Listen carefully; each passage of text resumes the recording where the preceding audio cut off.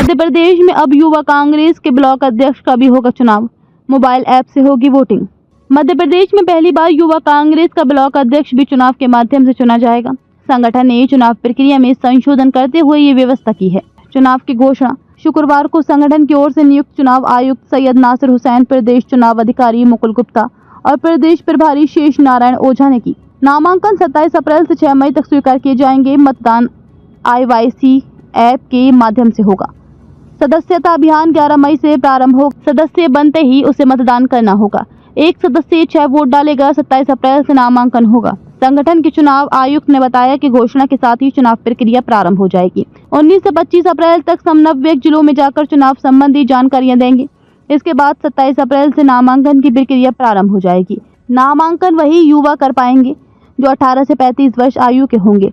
इसकी गणना का आधार नामांकन की अंतिम तिथि रहेगी। नामांकन के बाद दावा आपत्ति करने के लिए 28 अप्रैल से 7 मई तक का समय दिया जाएगा।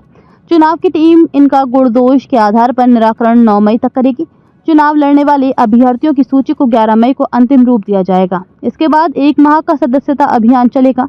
इसके साथ ही मतदान की प्रक्रिया भी प्रारंभ हो जाएगा। संगठन के मोबाइल ऐप के माध्यम से ऑनलाइन मतदान होगा। परिणाम आने में 4 से 5 माह लग जाएंगे। वे सभी युवा चुनाव लड़ने के पात्र होंगे जो सदस्य होंगे और आयु संबंधी मापदंड को पूरा करेंगे।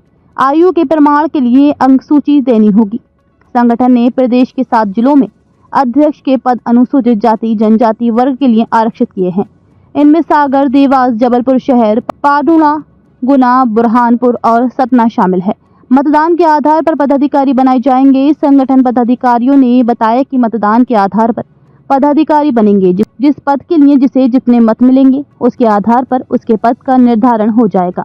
मान लीजिए प्रदेश अध्यक्ष पद के लिए 7 अभ्यर्थी खड़े हैं।